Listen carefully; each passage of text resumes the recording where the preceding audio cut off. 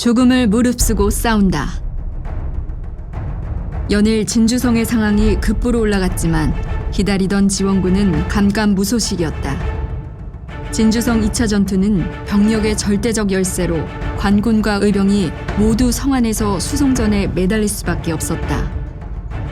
1차 진주성 전투 당시에는 관군과 의병 사이에 일정하게 역할 분담이 이뤄졌다.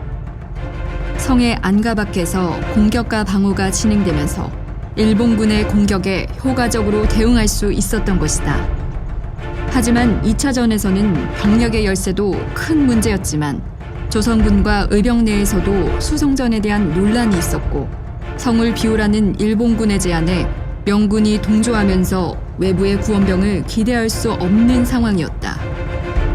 성 밖에서 일본군의 후방을 공략해주던 의병의 지원이 사라지고 구원병 요청에도 응답이 없는 상황에서 진주성은 고립무원의 상황으로 빠져들었다. 일본군은 밤낮으로 진주성을 공격했다. 6월 23일 낮에만 3차례 공격을 시도한 일본군은 밤이 되자 다시 어둠을 틈타 일제히 공격을 재개했다. 일본군의 조총과 조선군의 대포와 화살이 서로 빗발쳤다. 그 소리가 천지를 진동하는 듯했다. 낮부터 시작된 전투는 하루를 넘겨 계속됐다. 진주성의 안과 밖에는 총과 화살에 맞아 죽은 자들이 수없이 널려 있었다. 다음 날이 밝아오자 적의 병력 5천에서 6천여 명이 마연에 진을 치고 또 1단의 병력은 성의 동편에 진을 쳤다. 압도적인 적의 병력도 죽기를 각오한 진주성의 방어를 쉽사리 뚫지 못했다.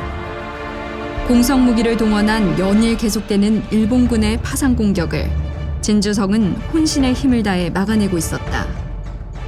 성벽을 사이에 두고 조선군과 일본군의 교전은 갈수록 더 치열해졌다. 6월 25일 일본군은 동문 밖에 흙을 메어 언덕을 만들고 그 위에 토옥을 세웠다.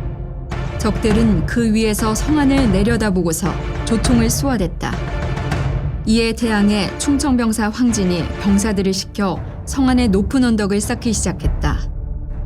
황진이 밤늦게까지 갑옷과 투구를 벗어던진 채 몸소 돌을 짊어지고 나르니 성안의 백성과 군사들이 감격해 힘을 다해 언덕 쌓는 일을 도왔다. 백성들이 힘을 보태자 언덕은 하룻밤 사이에 완성됐다. 황진은 이곳에 현자 총통을 설치했다. 최대 사거리 1.9km에 달하는 현자 총통은 산탄철함 100여 개를 한 번에 쏘았다. 천자 총통이나 지자 총통에 비해 화약 사용량이 적어 경제적인 무기로 임진왜란 당시 주요 중화기로 사용됐다. 조란탄 등을 쏘아 적을 한꺼번에 공격할 때 유용했다. 성안 언덕에 설치한 현자 총통이 적의 진지를 향해 날아가니 진지가 파괴되고 적들은 부상을 입고 산계했다. 하지만 토성 위에 만들어진 적의 진지는 이내 수리되면서 언덕을 사이에 둔 공방전은 계속됐다. 이날도 적은 낮에만 3차례 공격을 시도했다. 야간에도 4차례 공격을 시도했지만 끈질긴 조선군의 방어 앞에 패퇴당했다. 적의 맹공에도 진주성의 강군과 의병들은 죽기로 싸웠다. 26일이 되자 다급해진 일본군은 기갑차를 동원해 공격해왔다. 수레에 나무 괴짝을 만들고 생가죽을 씌운 기갑차는 일본군 병사를 태우고 성벽 아래까지 접근했다. 조선군이 놀라 화살을 쏘았으나 생가죽을 뚫지 못했다. 일본군은 화살을 피하며 성벽 아래까지 접근해 새 송곳으로 성을 뚫거나 단밑을 굴착하고 화약을 터뜨리는 등 성벽을 집요하게 공략했다. 화살로 적을 물리칠 수 없자 조선군은 성벽 아래로 큰 돌을 굴러 떨어뜨리고 끓는 물을 쏟는 등 성벽 방어에 안간힘을 쏟았다. 새갑옷을 입고 기갑차를 밀고 온 일본군들은 성벽을 직접 공격했다. 성을 뚫기 위해 성벽의 초석을 잡아당겨 빼는 등 작업을 시도했다. 설상가상 장마철의 진주성은 지반이 약해지면서 성벽 일부는 무너질 조짐을 보이고 있었다. 이처럼 성이 위태로운 때 지휘부는 어떠했을까? 1차 진주성 전투가 당시 진주 목사 김시민의 뛰어난 전략과 통솔력으로 거둔 승리인데 반해 2차 전투에서의 진주 목사에 대해서는 상반된 기록이 남아있다. 선조실록에는 6월 26일 김천일이 진주 목사 서예원을 전격 경질하고 의병장 자문을 임시 목사로 선임했다고 적고 있다. 문헌에 남겨진 여러 기록대로라면 진주 목사 서예원은 자신의 임무를 제대로 수행하지는 못한 것으로 보인다. 하지만 누구보다 진주성의 지형과 지리를 잘 아는 진주 목사가 전투 도중에 경질됐다는 점은 많은 의문이 남는다. 전투 도중에 지휘관을 바꾸는 일은 쉽게 결정할 수 있는 일이 아니다. 진주 목사에 대한 평가에는 반론을 제기하는 이들도 있다.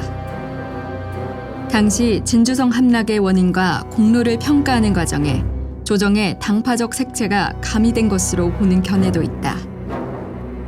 당시 전쟁을 실질적으로 지휘했던 류성룡은 징비록에서 서예원에 대한 평가와 함께 진주성 전투 당시의 창의사 김천일과 의병들의 활약에 대한 부정적 평가도 기술하고 있다. 김준영 경상국립대 역사교육과 명예교수는 1차 전투 때 진주 목사 김시민이 전투를 실질적으로 지휘한 것에 비해 2차 전투는 그보다 상급자인 경상우 병사 등이 성 안으로 들어와 실질적 지휘권을 행사했다. 이 점에서 2차 전투는 주객이 전도된 느낌도 들게 한다고 했다. 며칠째 계속된 총공세가 번번이 무산되자 일본군은 회유책을 시도했다. 진주성이 외부의 지원 병력만을 기다리며 버티고 있는 것을 간파한 일본군은 성 안으로 항복을 종용하는 문서를 던져 넣었다. 성 안의 백성들을 모두 도륙하는 것은 너무나 참혹한 일이다. 장수를 보내 강화를 청하면 군사들과 백성들의 목숨만은 보전하겠다. 강화할 뜻이 있으면 전립을 벗어 표시하라. 적장 우키타 히데이는 외부의 지원군은 없을 것이라며 진주성의 항복을 요구했다. 진주성의 반응은 단호했다. 우리는 죽음을 무릅쓰고 싸울 뿐이다. 너희는 명심하라. 구원군이 오면 너희들을 남김없이 무찌를 것이다. 김천일은 구원병을 간절히 기다리고 있었다. 26일 하루에만 주야간 7번의 전투가 벌어졌다. 비가 쏟아지는 장마철에 활과 화살은 늘어졌고 잇따른 전투에 병사들의 전력 손실이 컸다. 남은 조선군들의 전투력도 점차 한계를 드러내고 있었다.